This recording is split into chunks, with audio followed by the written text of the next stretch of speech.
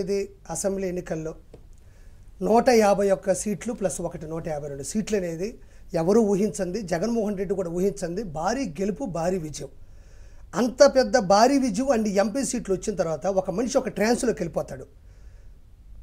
అంటే మనము ఏమీ చేయకపోకుండా ఒక కోడి కత్తితో పొడిపించుకొని బాబాయిని గొడ్డలతో నరికి అలాంటి పరిస్థితుల్లోనే నేను 152 సీట్లు కొట్టానంటే ఇప్పుడు ఇంకా మనం కొన్ని పథకాలు అమలు చేశాం కదా, వస్తే 170 అదే 170 వస్తాయని చెప్పింది అదే కారణం.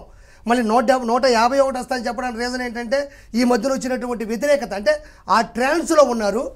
రెండోది వాళ్ళు ఓడిపోతున్నారన్న సంగతి వాళ్ళకి తెలుసు.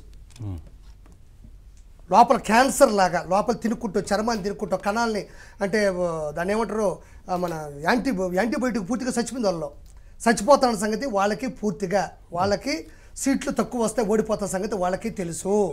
కాకపోతే మేకపోతు గంభీరం చూపిస్తున్నారు. పులి చర్మాన్ని గొప్పకొని బతుకుతున్నారు. ఎందుకంటే ఈ జూన్ 13వ తారీఖు నుంచి 4వ తారీఖు ఉన్న రోజుల్లో ఈ బెట్టింగ్ల విషయంలో ఎవరైతే పెట్టుకుంటున్నారో వాళ్ళని తగ్గించకూడదని జగన్మోహన్ రెడ్డి కూడా పెట్టడానికి రీజన్ ఏంటంటే తను లండన్కి వెళ్ళిపోతున్నాడు కదా, భయపడి వెళ్ళిపోతున్నాడు అని జనాలు అనుకోకూడదని ఐప్యాక్ అని ఒక లుచ్చా టీం ఒకటి ఉంటుంది, బ్రోకర్ టీం, అది గాడిద కొడుకుల టీం ఒకటి ఉంటుంది, ఐప్యాక్ టీం అని. వాళ్ళంతా ఎవరు ఈ సజ్జల భార్గవరెడ్డి అని, సజ్జల రామకృష్ణారెడ్డి కొడుకు సజ్జల భార్గవరెడ్డి అని. ఈ సజ్జల రామకృష్ణారెడ్డి ఎవరు సలహాదారుడు, ఎవరికి మన పొలిటికల్ బ్యూరో సభ్యుడు, మన జగన్మోహన్ రెడ్డికి సలహాదారుడు. ఒకప్పుడు సబ్ ఎడిటర్ ఈనాడికి కావచ్చు, మన ఉదయం కావచ్చు, కొన్నిటి పాప చేశాడు.